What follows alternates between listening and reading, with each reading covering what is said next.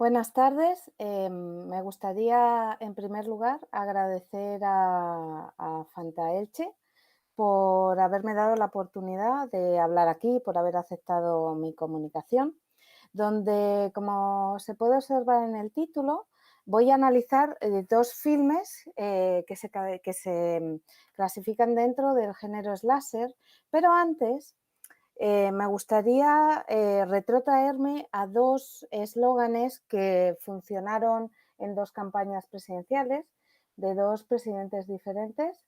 Uno es Ronald Reagan y otro es Donald Trump en la primera campaña presidencial. Y es la idea de Make America Great Again, hacer un Estados Unidos grande de nuevo. En este caso, desde el punto de vista de las mentalidades culturales, de las mentalidades colectivas, perdón, eh, significaba una vuelta a los cánones tradicionales y a la idea de que el hombre blanco estaría dentro de la cúspide jerárquica. De hecho, estos dos presidentes se oponían y lo que representaban, se oponía a los movimientos contraculturales e incluso en ambos casos, el movimiento feminista, con las dos olas diferentes, experimentaron un gran avance, ¿no? Previamente a comentar sobre el género slasher y estas dos películas, me gustaría recordar o traer a esta comunicación una figura esencial que está en el centro, que es Robert Ressler, que fue un agente del FBI que junto con otros agentes como Howard Tetten tenían una idea diferente en los años 70 de cómo analizar o cómo llevar a cabo la investigación policial. También es la década en que se crea la Universidad de Cuántico en el año 72 y se crea la Unidad de Ciencias del Comportamiento y será también Robert Ressler el responsable de acuñar el término serial killer o asesino en serie en Estados Unidos. Bueno, pues aunque el término no ha cambiado, sí que su significado y sus características. Así que voy a tomar la definición que dio Robert Ressler para ver cómo ha influido, porque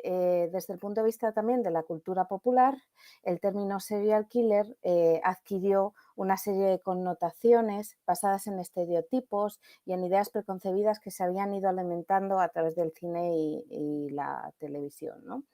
Según Robert Ressler, el asesino en serie era un individuo que había asesinado al menos a dos o tres víctimas y que no podía parar su necesidad irrefrenable de matar, ¿no? Entonces, con este término, a finales de los años 70, se engloban a diferentes individuos, como podemos ver en la diapositiva, como es Ed Gein, Richard Ramírez, Ted Bundy, etcétera. Y por otro lado, además, se añadía este término, añadía además los estereotipos, sobre todo por esa otra idea que estudiaron no solo Robert Ressler, sino también otros agentes y otros psicólogos y expertos en psiquiatría, como es la capacidad de éxito que tenían estos criminales. Así que, unido a otros mitos, como es el caso de Jack el Destripador, se creará un discurso en el cual será prácticamente el hombre blanco el único que podrá ejercer esta violencia y ser capaz de atemorizar a una sociedad completa. Será en estos mismos momentos, a finales de los años 70, cuando surja este género, el género slasher, que supone un cambio y una transformación del tratamiento del asesino en serie en el cine de terror. Tradicionalmente se ha atribuido a Halloween del año 1978 el origen, aunque tiene otros precedentes, como es el caso del Giallo, que ha hablado Coben esta mañana, o Black Christmas, que es uno de los títulos, vamos, de los remakes que veremos aquí, ¿no? Básicamente, el slasher trata de un asesino en serie con unos rasgos característicos, una vestimenta, generalmente lleva máscara y posee una serie de cualidades sobrenaturales que persigue a un grupo de adolescentes que suelen transgredir con los comportamientos moralmente aceptados. en ese grupo de adolescentes siempre hay una chica final o final girl, que es como se conoce, em, que va a presentar unas características o una capacidad de adaptación y supervivencia mucho mayor. De hecho, Luis Pérez Ochando nos recordaba que no solo se debe a su pureza sexual o a su que mayormente no practicaban sexo, al menos durante esa historia, sino que también va a ser capaz de convertir en un mundo que ya se presenta como neoliberal, ¿no? Por eso quería que traer aquí dos títulos que se enmarcan dentro del género, de un género que tradicionalmente ha sido bastante misógino, donde se ha reforzado la sexualización del asesinato de las víctimas femeninas, fundamentalmente, porque tenemos aquí el caso de Slumber Party Massacre, una película del año 1982, y Black Christmas, que es el segundo remake, o al menos coge el título o la esencia de otra película del año 1974, y nos encontramos ante dos ejemplos que están hechos por directoras y guionistas feministas. Es el caso, por ejemplo, de Lambert Party Massacre. Tenemos a Amy Holden Jones y Rita Mae Brown, que, por ejemplo, en el segundo caso fue una luchadora por los derechos LGTBIQ+, por ejemplo, o en el caso de Black Christmas, que tenemos a Sofía Takal y a April Wolf, que son abiertamente feministas. Entonces, van a coger esa misma fórmula y la van a rehacer, ¿no? Y lo vamos a ver a continuación. Para lograr hacer un análisis lo más amplio posible, pero sintetizado en esta breve comunicación, lo que voy a hacer es analizar los dos elementos básicos que conforman el género de terror, que es por un lado la normalidad y por otro lado la monstruosidad. En el caso de la normalidad, ambas películas coinciden en presentarnos a un grupo de chicas de clase media, media alta, que su única intención es pasar el tiempo juntas o permanecer juntas. En el caso de Slumber Party Massacre, son un grupo de chicas que juegan en un equipo de baloncesto y que aprovechan para estar en casa de una de ellas una noche que se ha quedado sola. En el caso de las otras chicas, esta misma idea se representa a través de la propia unión, que pertenece a una fraternidad universitaria femenina. De hecho, ambas películas muestran que las víctimas son asesinadas cuando se quedan solas y cuando se alejan del grupo. En esta normalidad también aparecen hombres, pero en ambos casos lo que se muestra es que son dicho rápidamente, pues se refuerza la inutilidad, son rápidamente asesinados, no representan ningún peligro para el asesino en serie. He traído aquí este GIF de Slumber Party Massacre porque lo que hace la directora es, a través de este montaje paralelo, compara el asesinato de este chico con un asesinato de una película slasher al uso, ¿no? Frente a esto, nos vamos a encontrar la monstruosidad. Entendamos la monstruosidad como ese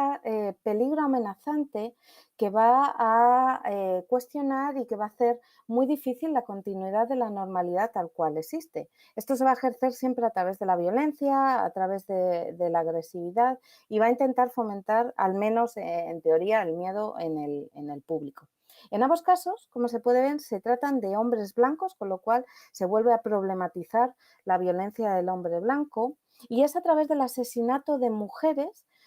sobre el que ejercen esa violencia. Y de hecho, en todos los casos se ve que ese asesinato de mujeres es por el mero hecho de serlos, ¿no? No castigan por trascender ciertos comportamientos morales, sino por la propia mera existencia, ¿no? En el caso de Slumber Party Massacre, que es el asesino que aparece con ropa vaquera,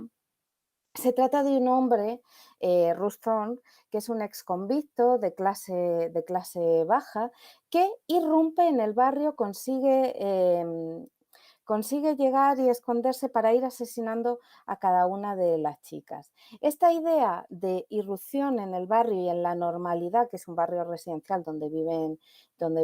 ellas, simboliza esa idea que Philip Jenkins apuntaba a que será en los años 80 con Ronald Reagan cuando se tome a la figura del asesino en serie como la encarnación de la decadencia moral y como el resultado de esa decadencia, y no tanto de los problemas socioeconómicos que existían o del aumento de la violencia. En el caso de Black Christmas, esta monstruosidad se transgrede y en este caso encontramos una hermandad masculina que utiliza una especie de artes oscuras a través del busto que vemos detrás para crear un ejército con el cual se asesine a aquellas mujeres que no siguen el camino de mujer sumisa, pasiva, inferior al hombre. De hecho, vemos aquí al profesor que está explicando los motivos, les dice que han escogido a esas víctimas a través de ciertos símbolos que representan ese empoderamiento femenino, como es el caso de la copa menstrual, aparece un vibrador también, y de hecho vemos un cambio porque mientras que Ruston es explicado a través de la locura y a través de que simplemente por el hecho de que una mujer sea bonita ya es objeto de ser asesinada, en el caso de esta hermandad lo explica porque estas mujeres se han salido de su papel sumiso y que ellos en un futuro que acabarán formando parte de la élite volverán a restaurar el orden que según su racionalidad debe estar, ¿no? Finalmente, quería concluir haciendo una reflexión histórica, fílmica histórica, ¿no? Porque mientras que en The Slumber Party Massacre nos encontramos todavía una monstruosidad separada de la normalidad, donde hay una frontera que se ve a través de esa deshumanización y a través por ejemplo, en este caso, de la diferencia de clases. En el caso de Black Christmas, responde también a ese cine de terror slasher postmoderno que inauguró Scream, pero que ya empezaba a apuntar maneras El silencio de los corderos, donde normalidad y monstruosidad empezaban a no tener los límites tan claros. Desde el punto de vista histórico, nos encontramos en dos momentos muy concretos, porque en el caso de Slumber Party Massacre se estrena en el año 82, en un momento en que la segunda ola feminista, voy a tomar las temporalizaciones de Nani Aguilar, entonces ella describe que para la segunda ola feminista, que abarcaría durante la segunda mitad del siglo XX, se basó fundamentalmente en la búsqueda por la igualdad, no solo en el ámbito legal, sino también en el ámbito privado. Vemos aquí varias imágenes de estos movimientos feministas luchando por el reconocimiento, por esa enmienda por la igualdad independientemente del género en la Constitución, pero finalmente no llegó a ningún lado porque no consiguieron que todos los estados lo aceptasen y de hecho empiezan a aparecer modelos diferentes. He puesto aquí un ejemplo con las Runaways que presentan modelos de mujer más rebeldes, ¿no? En el caso de Black Christmas se va a englobar o se va a enmarcar dentro de la tercera ola feminista, que en este caso han ido un paso más allá y que vendría sobre todo desde principios del siglo XXI, crisis de 2008, donde se denuncia la violencia sexual.